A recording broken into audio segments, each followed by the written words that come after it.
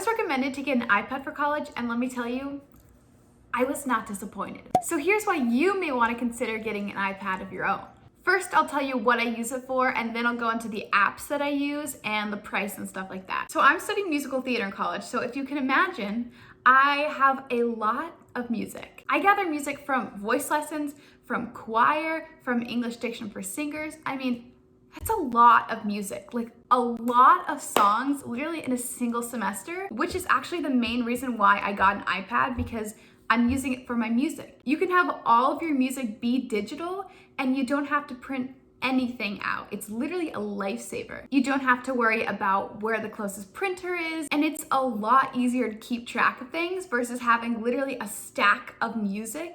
You just have an iPad and it's not that heavy. It's also amazing for scripts because scripts are usually a lot longer than songs and it just takes up so much space. It's so much easier to keep organized when you have an iPad. And then the other thing I use it for is taking notes, but I don't do that as much as I use it for music. All right, so the first app that I literally love is forScore. It is $19.99, but I think it is 100% worth it. Pretty much this is where I have all of my music. And if you buy your music on Music Notes, it's really easy to get it into this app. All you have to do is go to the little purse looking thing and then go to services. And then you can just click on Music Notes and you can scroll through all the songs that you have purchased and it just puts them into the app. The nice thing about this app is you can organize it. You can put things into labels if you want to label it based on things you're working on at that time, if it's from a musical, if it's stuff you have for a recital. You can make categories and have it easily organized. You can title it, add the composer, you can put in the key, how long the cut is, how difficult it is. What I really like about having my music on my iPad is it's so much easier to make corrections for yourselves or little notes, and you can easily erase them if you mess up, or if you don't need that note anymore, or if you want to send it to your pianist and you don't want to have like tons of like markings everywhere. Something that really comes in handy, it has a metronome on the app. You can make it either audible, just visual, or both. And it also has a piano, which is like amazing because it makes it so much easier to look at your music and say, okay, that's a C. Well, I want to start there, but I don't have perfect pitch.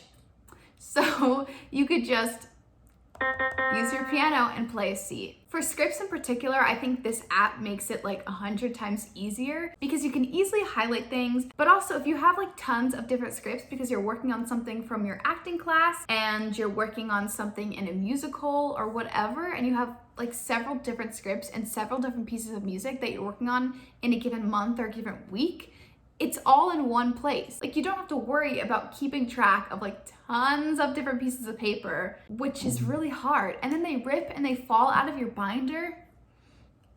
That's so annoying. The other app that I use a lot is Dropbox. It's free. I put all of my music in there. So anything I get from an accompanist, I will also put like my audition videos in there. You can put folders and keep track of everything. So if you have a Google Drive or an email, then you have access to this. But I think it's better than Gmail because sometimes when you're playing music on there, it'll just tell you you have to download it and it won't play anymore. And that never happens here.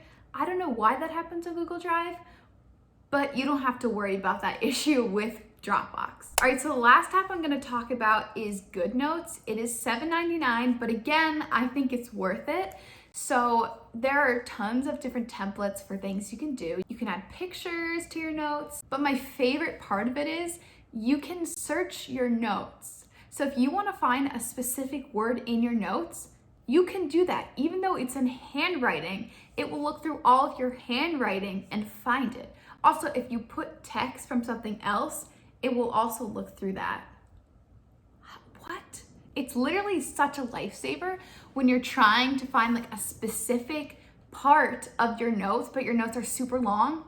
You don't have to go through all of your notes anymore. It's amazing. There are also folders here so you can keep everything organized. The downside of taking notes on your iPad, at least for me, because I'm a perfectionist, especially when it comes to handwriting, is that it takes me a lot longer to write. Now, when I do write on the forScore app, my handwriting is really ugly. But when I write on the GoodNotes app, for some reason my handwriting becomes a lot prettier, so thank God. But like I wouldn't recommend taking notes in class unless you're like a really fast writer, or maybe you want to write it really quickly and then afterwards you can make it prettier.